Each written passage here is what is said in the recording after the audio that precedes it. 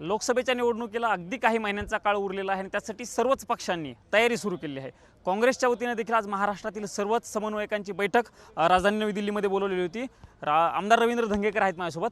तुम्ही देखील आलात, काय बैठकीत मार्गदर्शन केलं, कारण तुमच्याकडे देखील साताऱ्याची जबाबदारी आहे। बैठकीमध्ये महाराष्ट्रातले जेवढे जिल्हे आहेत त्याचे समन्वयक या ठिकाणी उपस्थित होते। माझ्याकडे सातारा जिल्हा दिला आहे, सन्मान्य संजय बालवडेंकडे म्हाडा दिलेला आहे, अहमदनगर मोहन जोशी असे बरेच समन्वयक या ठिकाणी आले होते।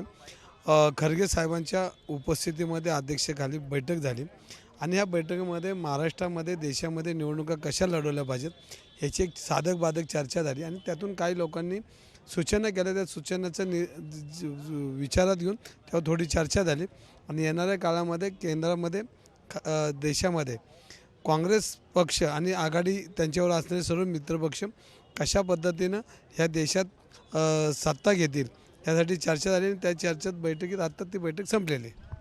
अंदाजे किती जागांवरती महाराष्ट्रामध्ये काँग्रेस पक्ष लढणार आहे, तशा अनुषंगाने काही चर्चा झाली का बैठकीमध्ये? अशी काही चर्चा झाली नाही, पण फक्त एवढीच चर्चा झाली की सगळ्या जिल्ह्यामध्ये काँग्रेस पक्षाचे समन्वयक जाऊन काम करा।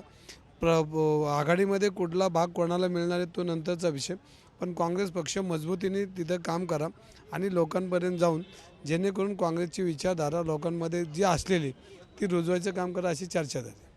रवी भाऊ, खरं तर चर्चा सुरू झालेली आहे पुण्याची। परत एकदा तुम्ही आमदार आहात, पुण्याची जागा काँग्रेसकडेच असणार आहे आणि तुमचं नाव देखील परत एकदा चर्चेत झालं आहे, त्या अनुषंगानं तुम्ही खासदारकी लढणार आहात का?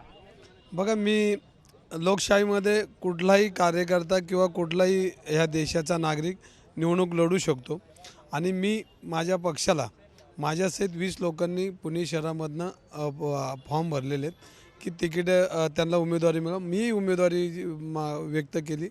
मला जर उमेदवारी दिली तर गेली 30 वर्ष माझा पुणे शहरामध्ये असलेला अनुभव, माझा प्रत्येकाशी लोकांशी असलेले माझे संबंध याचा विचार करता मी लोकसभा ही काँग्रेस पक्षाकडे मागितली।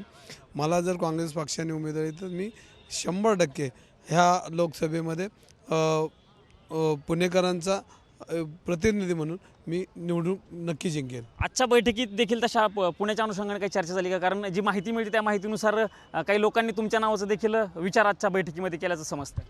नाही, तशी चर्चा उमेदवारांची चर्चा झाली नाही, पण खाजगीमध्ये चर्चा चालू होती की धंगेकरां लढणारा कार्यकर्ता आहे, त्याला जर उमेदवारी दिली तर तो जिंकू शकतो, अशी ती चर्चा खाजगी चालू होती, ती ह्याच्यामध्ये नव्हती। नाही, जी पुण्यात काही समन्वयकांची टीम देखील पुण्यात येणार आहे आणि सगळी पाहणी देखील करणार, कुणाचं कसं वर्चस्व आहे, कारण सगळ्याच पक्षांकडून झालेलं आहे। काँग्रेसची देखील टीम पुण्यामध्ये येणार आहे का आगामी काळामध्ये? आणि तुमची तयारी कशी सुरू आहे सगळे, म्हणजे जर लोकसभा दिलीच तुम्हाला पक्षानं तर कशी तयारी सुरू आहे? बघा, तयारी करायची काही गरजच नाही, कारण मी 30 वर्ष लोकांमध्ये आणि रोज काम करताना मी निवडणूक लढवायची, उद्या माझी निवडणूक आहे असं माझं काम असतं आणि मी सातत्यानं 18 तास लोकांमध्ये काम करतो आणि काँग्रेस पक्षाची विचारधारेचा मोठा वर्ग पुणे शहरामध्ये आहे।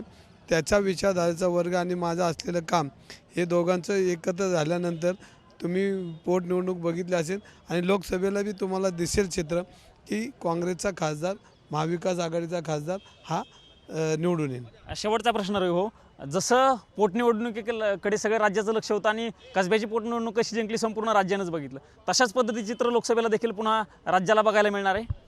तुम्हाला ही निवडणूक लोकसभेची देशामध्ये पहिल्यांदा अशी दिसेल की पुणे शहरामध्ये ज्या पद्धतीनं भारतीय जनता पार्टीनं राजकारण केलं, 8 आमदार दिले, 1 खासदार दिला, 100 नगरसेवक दिले, पण पुण्याच्या विकासामध्ये कुठं गती दिसताना दिसत नाही। मेट्रो बंद पडलेली, वाहतूक सुरळीत नाही, बेरोजगारांचे प्रश्न आहेत, शेतकऱ्यांचे प्रश्न आहेत आणि ज्या पद्धतीने पुणे महानगरपालिका असेल, लोकसभा असेल आणि आमदार असेल, हे कुठल्याही पद्धतीनं पुणे शहराच्या विकासाकडे दुर्लक्ष झालेलं आहे। हे पुणेकरांनी जवळनं पाहिलं, भविष्यामध्ये याच्यावर चर्चा होईलच तुमच्या माध्यमातून, पण पुणेकर भारतीय जनता पार्टीच्या कारभाराला वैतागलेले आहेत। निश्चितच आपण जर बघितलं तर पक्षाने संधी दिली तर माझी निवडणूक लढवण्याची पूर्ण तयारी आहे। मी देखील पक्षाकडे उमेदवारी मागितलेली आहे, त्यामुळं पक्षाने जर उमेदवारी दिली मला तर कसब्यापेक्षा चांगली निवडणूक जी आहे ती काँग्रेसच्या मार्फत जिंकू असा विश्वास देखील या ठिकाणं रवींद्र धंगेकर यांनी व्यक्त केला आहे।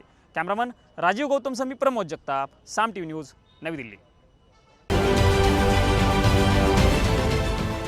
देश विदेशातील प्रत्येक घडामोडींचे लाईव्ह अपडेट मिळवण्यासाठी आता साम टीव्हीच्या सर्व सोशल मीडिया प्लॅटफॉर्मला लाईक, फॉलो आणि सबस्क्राईब करा.